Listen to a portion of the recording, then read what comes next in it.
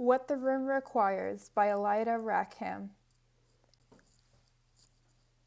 Then, addressing a trembling Mr. Granger, "Where is your daughter?"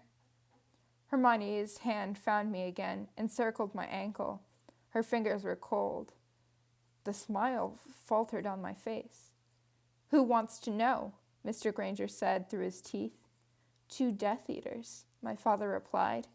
"That ought to give you enough information." Bellatrix snorted as she laughed. "Your daughter is Hermione Granger," my father purred.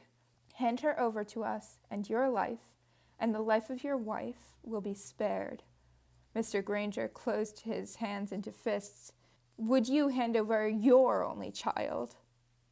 Slowly, my father canted his head. My eyes went wide and my breath stopped. "It depends on who's asking," my father replied. "And in this situation, it most certainly does." I sank back onto the floor, my vision blurring. "It doesn't matter to me," Mr. Granger answered. "I'm not letting you have her." I felt Hermione's hand on my ankle start to shake. "Very well, I was only being gracious," my father said. He raised his wand. Hermione let go of my ankle. "Daddy!" she cried, clawing her way out of her mother's grasp. "Hermione, no!" her mother cried. "Daddy, I'll go!" She scrambled to her feet. Her face was white, her eyes desperate. She threw herself toward my father. Her shins hit the couch. "Stop! Please stop!" My gaze flew to my father, but it was like he didn't see her, like she wasn't even there. His eyes were fixed on Mr. Granger. "Stop!" Hermione howled. "Avada Kedavra!" I threw myself onto my back as green light exploded through the room. Aunt Bellatrix let out a ringing cackle. A heavy body thudded to the floor. "No!" Hermione's wail ripped through the air. Mrs. Granger let out a wrenching cry and flung herself toward her toppled husband. Bellatrix's wand flashed. "Avada Kedavra!" she bellowed. Mrs. Granger stiffened, then crashed onto the floor atop her husband, her eyes blank. Now Hermione's shriek carried no words. It was like she was being torn apart. She threw herself down beside her fallen parents, rending howl shaking her whole body. My father laughed at her. Bellatrix could not contain her glee. I felt sick. "Granger," I mumbled, trying to get my frozen lips to work. "Granger, it's not—" "Mum!" she wept, completely broken, smoothing her mother's hair away from her face, then taking hold of her still shoulders. "Mum, look at me! Mum, come on!" I was going to be sick. I bent over. My face twisted, then I clamped my jaws shut, looking up at my father. Now my father saw her. He leveled his wand at her head. "Get up, mudblood." Hermione kept pleading with her dead mother. Bellatrix stepped around my father and took a fistful of Hermione's hair. "He said get up." She yanked on Hermione's hair, forcing her to stand. Hermione, tears streaking down her cheeks, slapped Bellatrix in the face. "Why, you—" Bellatrix gasped. Hermione kicked her knee with all her force. Bellatrix yelled and released her. "How dare you!" My father shoved his wand into his cane, lunged forward and grabbed Hermione around the throat with his left hand, then slammed her back into the wall, sending pictures tumbling to the floor. Then he struck her across the face. Blood ran down her lip. I shot to my feet. I didn't know what I was going to do, or even why. I just knew that this was too nonsensical to be real. "Father?" Bellatrix and father spun around to see me, but father kept his hand on Hermione's throat. She tried to claw him loose. "Draco?" my father asked quietly, his brow furrowing. "What were you doing here?" I cleared my throat, feeling like a dunce saying this to my father's face. I shrugged. "I'm in the room of requirement at Hogwarts." My father stared at me a moment, then both he and Bellatrix glanced at each other and chuckled. "The mudblood must have put a memory charm on him, poor boy." My father laughed, but my comment had the effect I wanted. Hermione's face changed, just slightly, but it was enough. For half a second she remembered. The whole room wobbled. My father let go of her. She tumbled to the carpet. All light was extinguished. For an instant, everything was totally black and quiet. I blinked several times. Then, soft light lifted the darkness. I found myself standing at the edge of the whispering barley field, a late afternoon sun beaming slantwise across the sky. A long, choked sob ran through the silence. I glanced around. Just 15 feet in front of me, Hermione knelt, her arms wrapped around herself, her forehead pressed to the ground.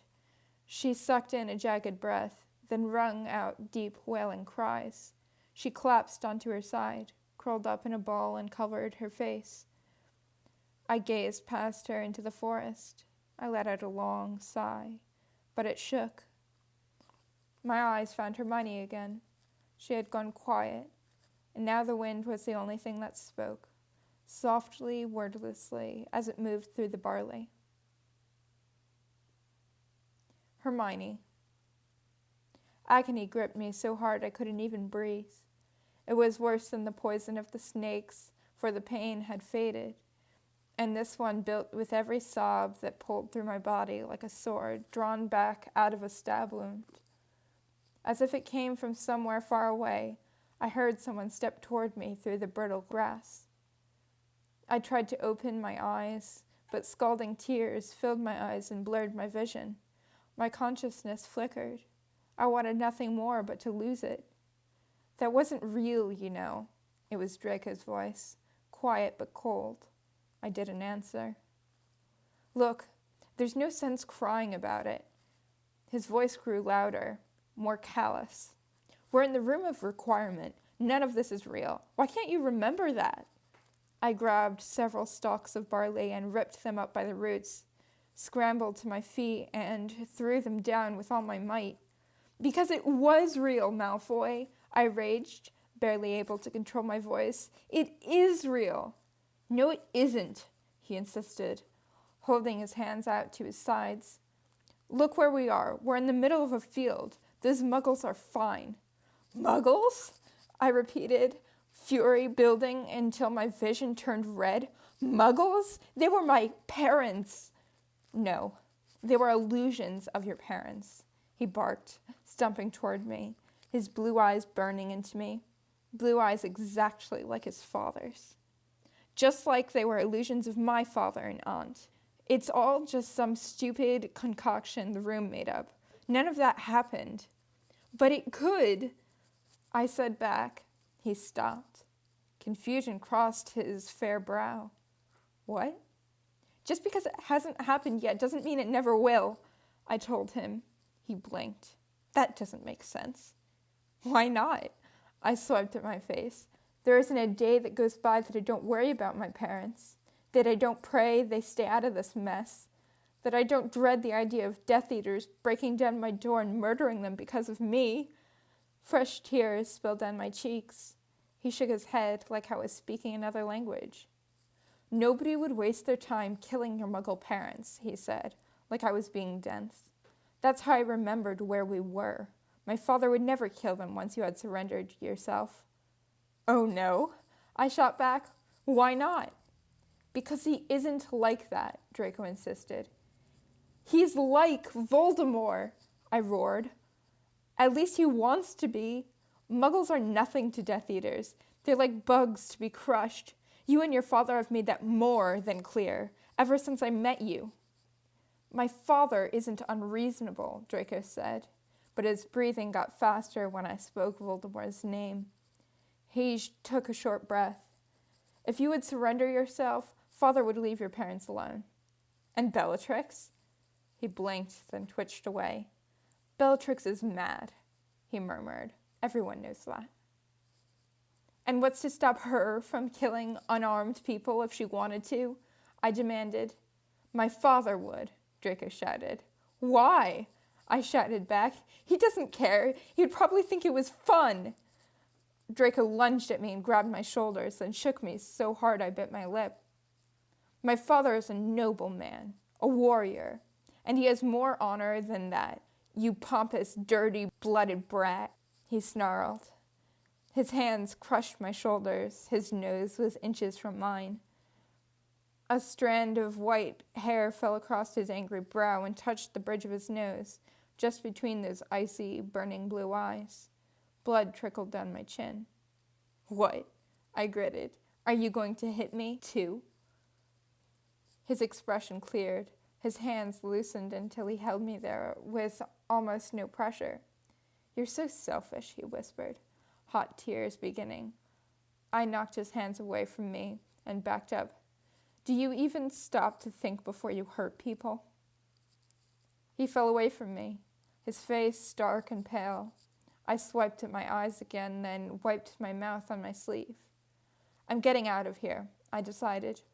I don't care what is in that forest, or what enchantment this is, or what it makes sense. I'm getting out of this room right now. With that, I turned on my heel, clenched my fists, and marched right back onto that path, determined that nothing would make me leave it this time.